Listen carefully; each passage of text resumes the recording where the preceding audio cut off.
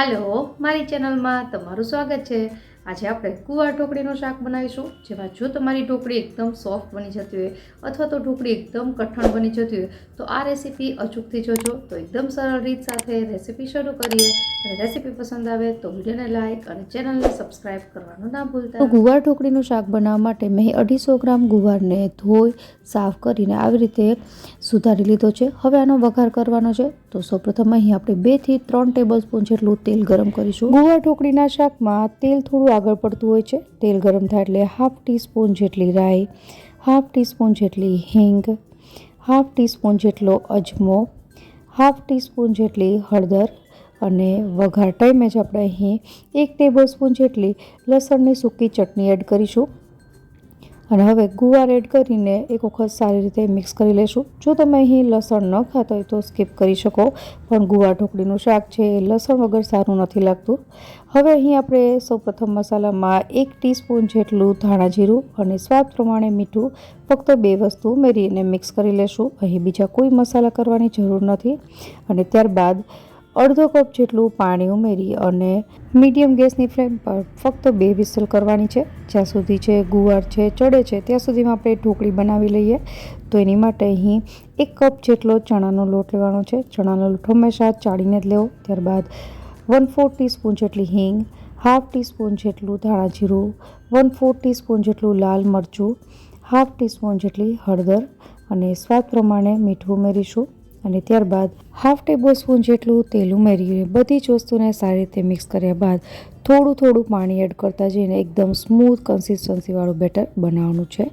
તો થોડું પાણી એડ કરતા જઈને લગભગ 1 કપ ચણાના લોટ સામે મારે અડધા કપ કરતાં થોડું ઓછું પાણી જોયું છે। અને હવે તમે જોઈ શકો છો કે બેટરની કન્સિસ્ટન્સી આ ટાઈપની આવી ગઈ છે।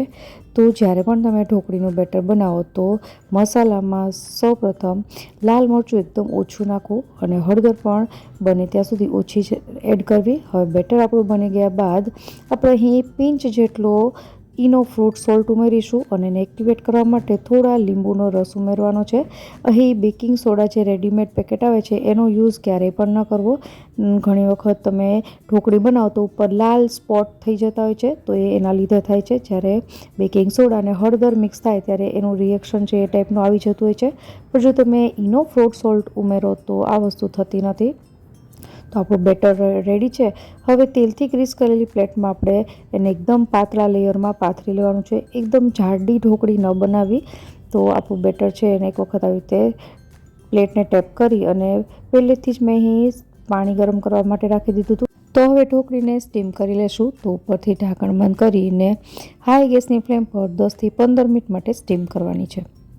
તો 10 થી 15 મિનિટ થઈ ગઈ છે। હવે ચેક કરીએ તો ઢોકળી છે સ્ટીમ થઈને તૈયાર થઈ ગઈ છે। તમે જોઈ શકો છો આપણે એકદમ પાતળા લેયરમાં બનાવી હતી અને તમે જુઓ તો એકદમ ચીપકતી પણ નથી। તો હવે આ પ્લેટને આપણે નીચે લઈ લેશું। હવે ઢોકળીને 1 મિનિટ માટે ઠંડી થવા દઈ અને ત્યારબાદ સ્ક્વેર પીસીસમાં એને કટ કરી લેવાની છે। તો એકદમ ઇઝીલી કટ પણ થઈ જાય છે। હું તમને કાઢીને પણ બતાવી દઉં તો ક્યાંય પણ ચીપકી નથી અને તમે જોઈ શકો છો ન તો એકદમ જાડી અને ન તો એકદમ પતલી એવી ઢોકળી બનીને તૈયાર થઈ ગઈ છે। હવે આપણે આ ઢોકળી છે એને જે આપણે ગુવારનું શાક વઘારીને તૈયાર કર્યું છે એમાં એડ કરવાની છે। તો હવે આપણે કુકરને પણ જોઈ લઈએ। તો અહીં તમે જોઈ શકો છો કે ઘણો બધો રસો છે। તો એ રસો છે એ તમે જ્યારે ચણાના લોટની ઢોકળી એડ કરશો તો તરત જ એબ્ઝોર્બ થવા લાગશે। તો જ્યારે પણ તમે ગુવારનું શાક આવી રીતે ગુવાર ઢોકળી માટે વઘારો તો થોડો રસો રાખો, કારણ કે આપણે ઢોકળી એડ કરીને ત્યારબાદ એને થોડી વાર માટે લગભગ 2 થી 3 મિનિટ માટે આપણે એને એમનેમ જ કૂક કરવાની છે। વિસલ નથી કરવાની, જસ્ટ એને કૂક જ કરવાની છે એમનેમ।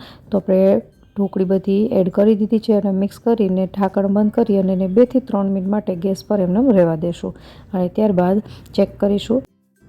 તો કુકર ખોલીને જોઈએ તો એકદમ પરફેક્ટ કન્સિસ્ટન્સીવાળું આપણું ગુવાર ઢોકળીનું શાક તૈયાર થઈ ગયું છે, જેને તમે ગરમા ગરમ રોટલી સાથે સર્વ કરી શકો છો। આશા રાખું રેસીપી જરૂરથી પસંદ આવી હશે। ફરી મળ્યા નવી રેસીપી સાથે, ત્યાં સુધી બાય બાય।